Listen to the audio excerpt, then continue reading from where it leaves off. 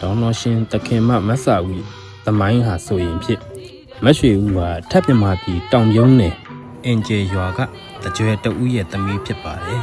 ရုပ်ရည်ချုံမောလှပသလိုအကျဉ်စာရိတ္တနဲ့ပြည့်စုံသူတဦးလည်းဖြစ်ပါတယ်သူမဟာတောင်ပြုံးရွာတစ်ကုံတဲ့မောင်ရင်မောင်နဲ့အကြောင်းပါပြီးအိမ်အောင်ကြခဲ့ပါတယ်ခင်မုန်းဖြစ်သူမောင်ရင်မောင်ဟာတစ်လုပ်ငန်းလုပ်ကင်သူဖြစ်လို့အထက်မဲစာအရက်တို့တစ်ဖောင်ချဖို့အတွက်အိမ်ကနေခွဲခွာသွားလိမ့်ရှိပါတယ်ထိုအချိန်ပကံခေတ်အနော်ရထမင်းစောလက်ထက်ဖြစ်ပြီးရွှေပြင်းကြီးရွှေပြင်းငယ်တောင်မြုံမင်းနှစ်ပါးတို့ဟာနာမည်စိုးမိုးရေးနဲ့ဖျားတီခြင်းလုပ်ငန်းတွေအတွက်တောင်မြုံနာတဝိုက်မှာအာနာဆက်ပြင်းထန်နေသောသူများဖြစ်ပါတယ်။ဒီနေ့မှာတော့ညီတော်ရွှေပြင်းငယ်ဟာချုံမောလှပတဲ့မရွှေဦးကိုမြင်တွေ့ပြီးချစ်စိတ်ဝင်သွားခဲ့ပါတယ်။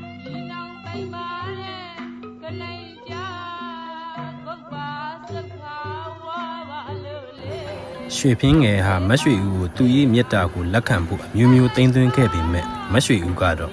ကျမမှာလင်ယောက်ျားရှိပါတယ်ကျမရဲ့ယောက်ျားကိုဘယ်တော့အခါမှတစ္ဆာမဖြတ်နိုင်ပါဘူးဆိုပြီးပြက်တတ်ငြင်းခဲ့ပါတယ်အာနာရှိသူမင်းညင်နောင်အတွက်ကတော့ဒါအရှက်ရတရားနဲ့စော်ကားခံမှုတစ်ခုလိုပဲဖြစ်သွားခဲ့ပါတယ်မရွှေဦးကိုရအောင်ယူမယ်လို့ကြုံဝါခဲ့ပေမဲ့မရွှေဦးကတော့သူ့ရဲ့တစ္ဆာတရားကိုအသက်နဲ့လဲပြီးစောင့်ထိန်ခဲ့ပါတယ်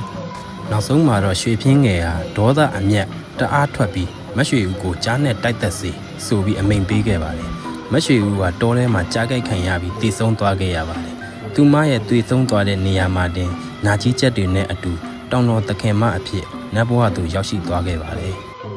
မဲဦးဟာနတ်ဖြစ်သွားသည့်တိုင်အောင်သူမကိုရိတ်ချက်ဆက်သက်တက်ခဲ့တဲ့မင်းညီနောင်တွေကိုခွင့်မလွတ်ခဲ့ပါဘူးဒါကြောင့်ယနေ့ထက်တိုင်အောင်တောင်မြုံပွဲမှာထူးခြားတဲ့ဒလီလေးတွေရှိနေပါတယ်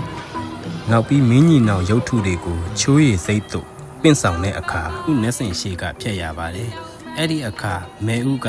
မင်းညီနောင်တွေကိုမမြင်ကျင်လို့မျက်နှာလွယ်ကြောခိုင်းတတ်တယ်လို့ယုံကြည်ကြပါတယ်ဒါကြောင့်နတ်ကတော်တွေနဲ့တာဝန်ရှိသူတွေကမဲဦးမမြင်အောင်